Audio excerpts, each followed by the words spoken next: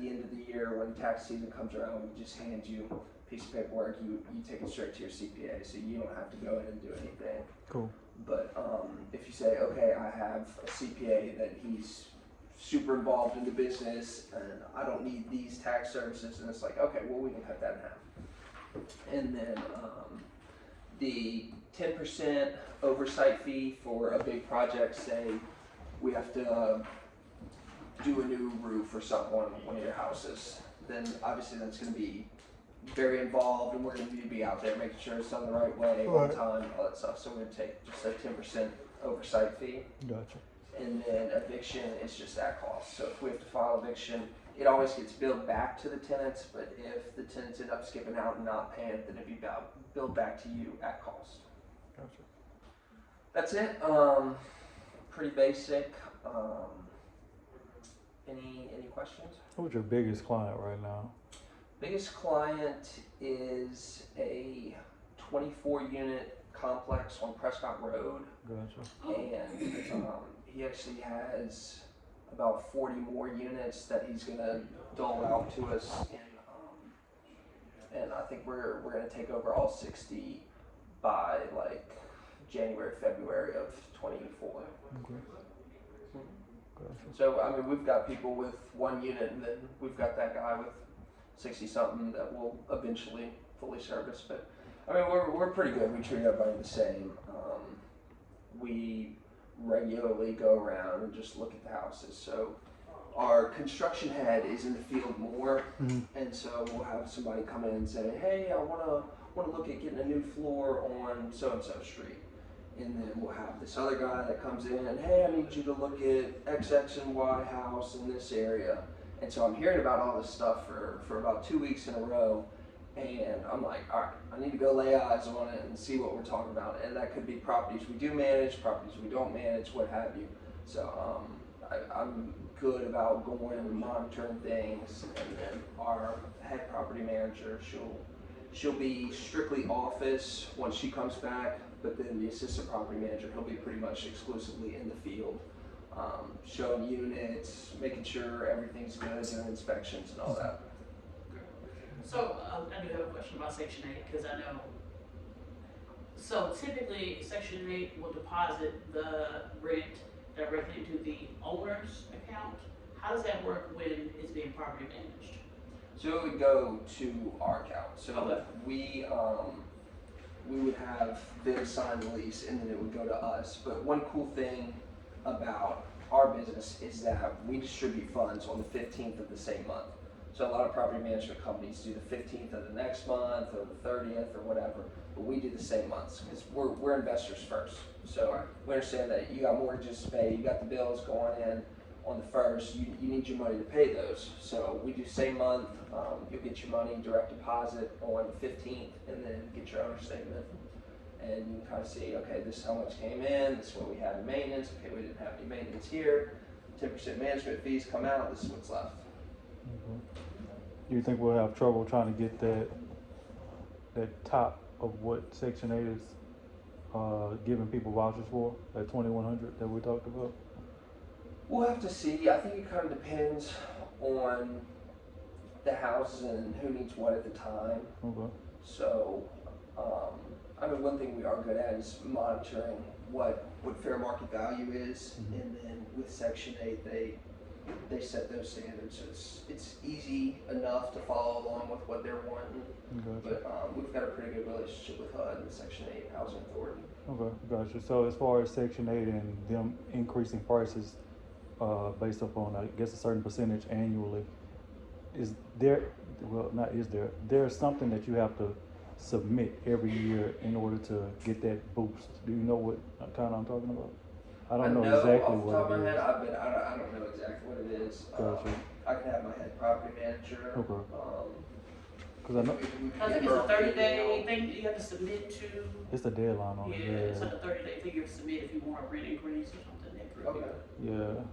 I'm sure she's familiar with that. Okay. She came from multifamily, so she's got a decade worth of experience, but she's more of the expert in that realm But I do know of what you're talking about. I just don't know what it is exactly. Okay. I know for non-Section 8 rent, you do have to do a 30-day notice to the tenant that you're increasing rent Gotcha. per Louisiana law. But yeah, I'm sorry, but I can find out. Oh, For yeah, sure. it's cool. It's cool. It's cool. Yeah. We don't expect you to know everything, just like we don't know everything. Yeah, that's fair. Just 99%. I'm just kidding. Well, I'll do my best. I'll do my best. So what's some standard stuff that y'all put in your lease agreements? And is a Section 8 lease agreement different from this one? No, it'd be the exact same. Okay. Mm-hmm. Yeah. So depending on what the owner allows, we do allow pets if you want that, or if the other Yeah, owner we're wants not that. gonna do pets. Yeah. Alright, so that's not Unless something there's that we like a allow. service animal and it's a service animal, not like an emotional support animal. Because, Mm-hmm. you know, FHA doesn't allow you to discriminate on an actual service animal. It does, Right. however, let you discriminate on the basis of emotional support animals. Mm-hmm. Yeah. So there's a difference. Some people don't know the difference. Yeah. My 200-pound Rottweiler's an emotional support. You're right. It is not. It can be at somebody else's house. Right. Yeah. A backyard, not my backyard. Right. Right. But it's like, you know, I love animals, but Yeah. Mm. So, but no, we actually had a property management consultant. We paid her $5,000 for 3 months in a row to help us draft that lease and the owner handbook and our property management agreement. So it's all legal compliant and all that, and we cross the T's, dot the I's, got our P's and Q's in order. But it's pretty standard. If they break the lease, we keep the security deposit. It would go back to you, and then we'll bill back at the end of the lease whatever we have to spend on cleaning fees and repairs and all that. We'll take from the security deposit. Mm-hmm. So Yeah. speaking of that, depending on what the rent is, sometimes if it's a lower income area, it's hard for them to come up with a full month's rent and a second full month's rent security deposit. So what we'll do is we'll allow them to pay half the security deposit month 1 and then the second half month 2. Gotcha. Okay. And we do want to do our, because I was at an apartment and the lady gave me hell trying to get my deposit back. It was some stuff she wanted me to move my car. I didn't move my car, and they ended up evicting me because I didn't want to move a car. It was a long story. And she gave me hell trying to get my deposit back, even though the apartment was clean. Mm-hmm. We do want to do our best to get people their deposit back. Okay. Yeah, so I guess eventually, once we have hundreds of units, we're not going to be able, me and Stacey aren't going to be able to walk through each one. I guess we'll have to come up with some kind of system or something so we can make sure that, Yeah. everything. So I mean, we do Because move not saying that y'all are going to, inspections. not want to give people their deposit backs or anything like that, but yeah. Right. I've just been through that experience before, and I know how it feels to kind of feel like Be on the it's- other end. Yeah. Yeah. Sure. Yeah. Sure. Yeah. So we do the move in and move out inspections, Okay. and we have a checklist that we have 48 hours for our tenants to return. So we got one this morning for a move in, and so they'll note, okay, the washer connection was finicky, so we have our guy go out and fix that. And then it's like, okay, right there in the living room, there's no hole in the center by the TV. Yeah. One move out, now there's a hole by the TV. Okay, well, You got to take that from the deposit. Yeah. Sure. Gotcha. Trying to think if there's anything else.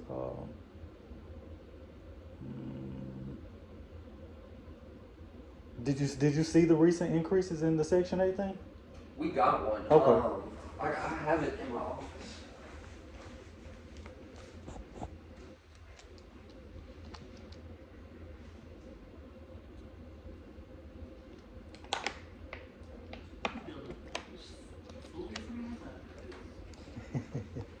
It kind of reminds me of Kendall office. yeah. What would he? This sheet. Yeah. Maybe. So it's a new one. It's a new one out. Do you have it on your phone? I just.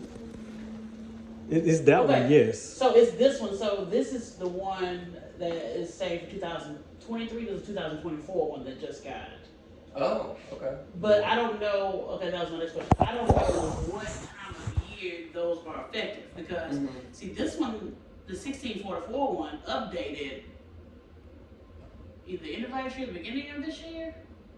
So I'm not sure when the actual New one dates kicks change. in. Yeah, Okay. but it's on. So it's on the same site. So right now it's. Let me see. I can do.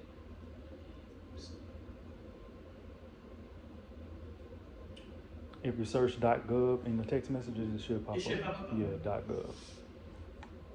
That's how I found it earlier.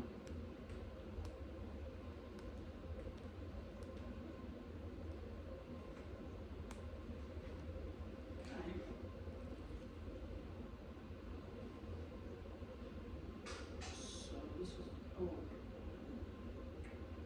This is the new one. Okay. This is. Oh, okay, okay. So it's a little outdated one. Well, actually, those I think just came out in the last month or so. Yeah, recently. Yeah. Yeah. Okay.